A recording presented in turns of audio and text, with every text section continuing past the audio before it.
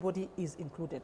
Arnold, when we speak about this handshake being intact or not, or as firm as it was at the beginning, let's talk about Nairobi County and the talk that was even in the papers last week, that there are now conditions being put on whether ODM gets a deputy governor seat, and clearly all is not well between Jubilee and ODM politically. Let's speak to that. Is everything fine in that particular sense of the unity they are trying to bring forth?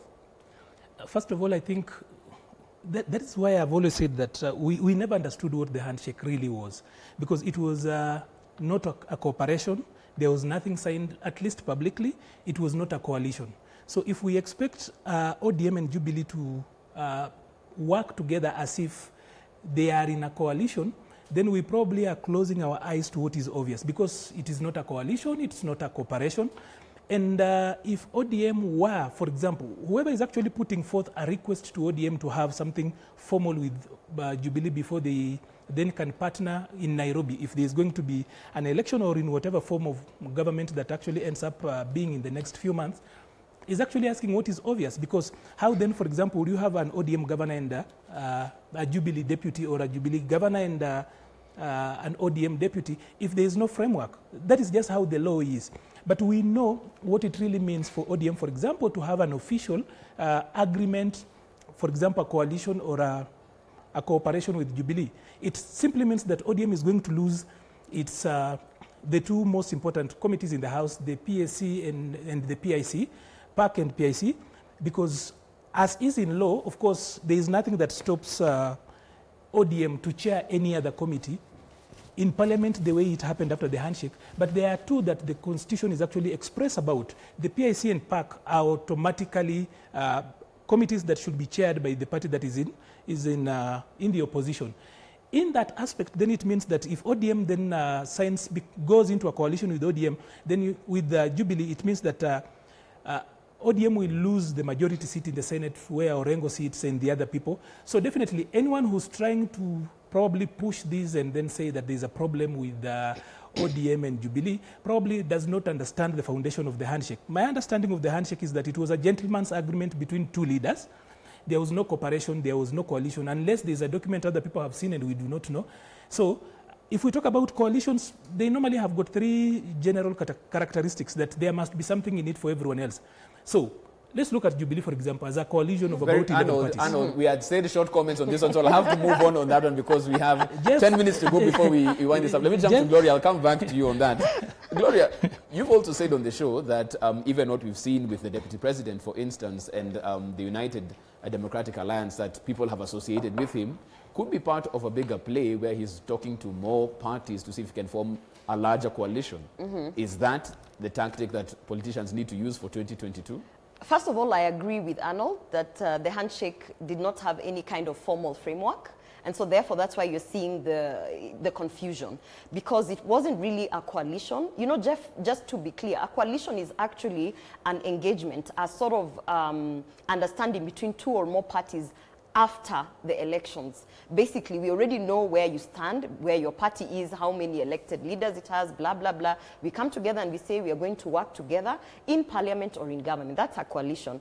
And the other things that you're seeing forming now, which are, you know, in preparation for the 2022 elections, they're actually more of alliances, because with alliances, you don't really know which party has the strength, because it's a sort of understanding between two or more parties that are coming together before the elections. So they're basically trying to win an election in terms of the presidential or otherwise.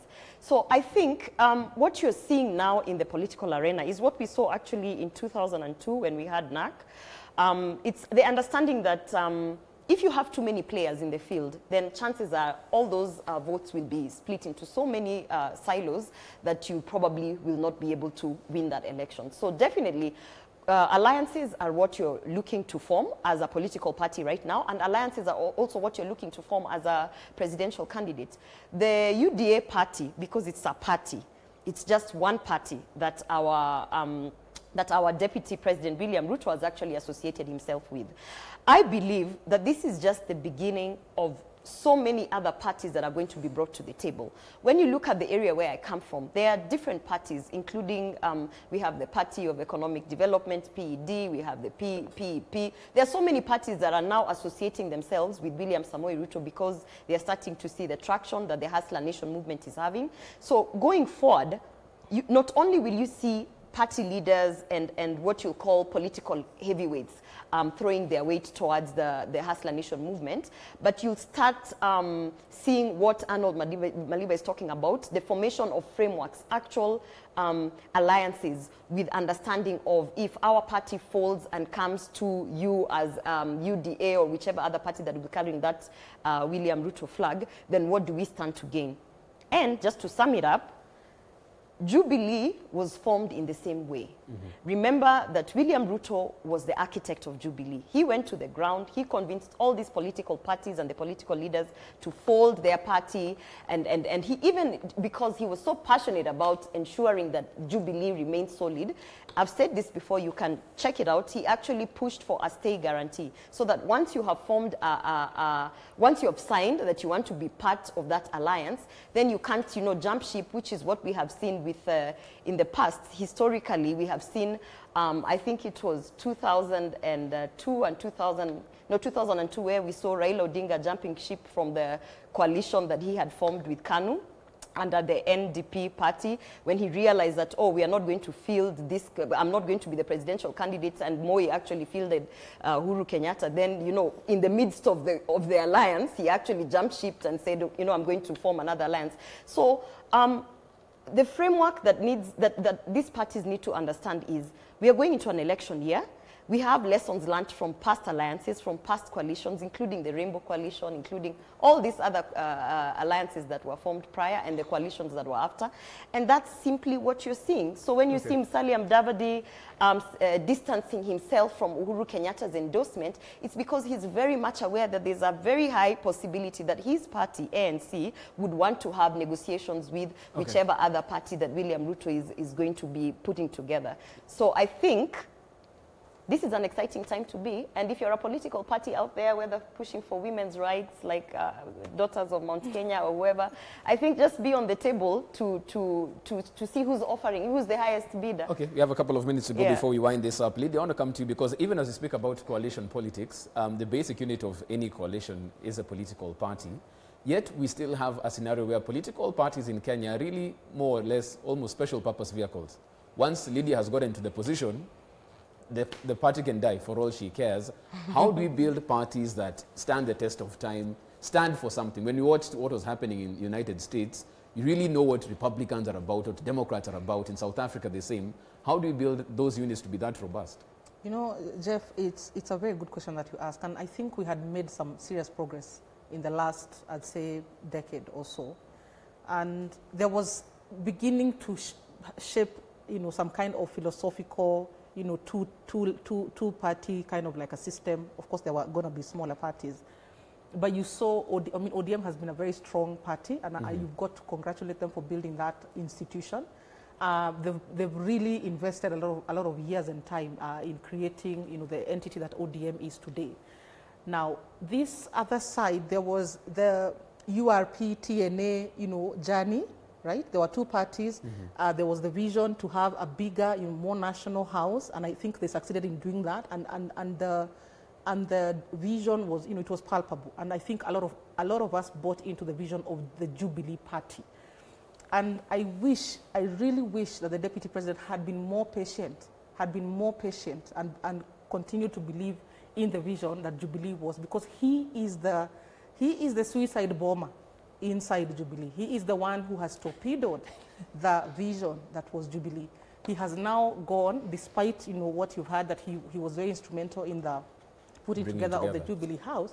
He's now the one who is running around with UDA, right? He's the one who is constantly fronting people, for positions that I wish he could have been more patient and let Jubilee continue to grow and become the party institutional entity that it was meant to be. Now, I want to jump in there even as you take your point, because he's also the one who's persona non grata at the HQ.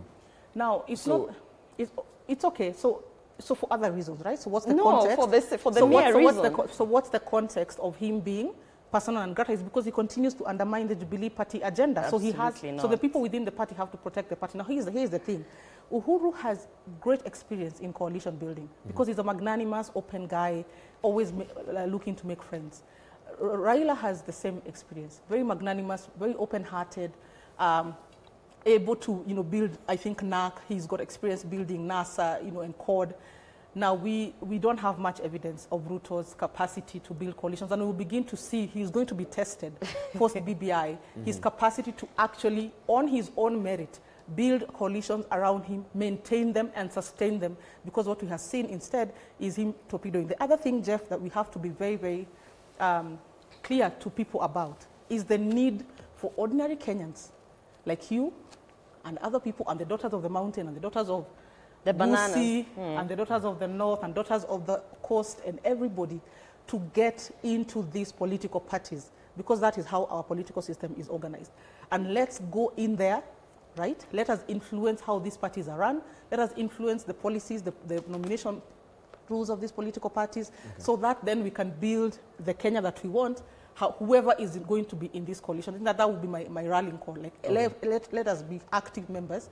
And when you mentioned that there are Kenyans like yourself who, maybe are not politicians, they're not interested in politics, I think also parties have to look at ways of innovatively involving people who are not necessarily politicians. Like, could we have chapters inside parties which are not just youth leagues or women leagues? Could we have the professionals league?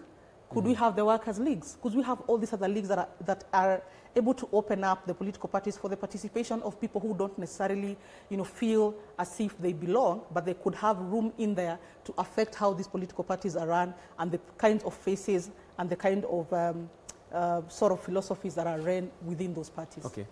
Because of time, we might have to draw it at that particular point. I know much more needs to be said, and we shall have successive conversations on that, but that's why I have to draw it right now. Gloria can see looking at me. Arnold, we have to do that because we have another series that we need to run. Here. Arnold, we shall come back to this. This is not the last time you'll be on the show, so please exercise some patience on this one. But still, thank you so much for making time to be on the show. Lydia Manthia, thank you so much for your time. Gloria Roba, thank you so much for your time as well. And Arnold Maleba, thanks for making time to be on the show this morning. Of course, we like it when you engage with us on social as well. You can get me at I am Jeff Mote or at K24 TV.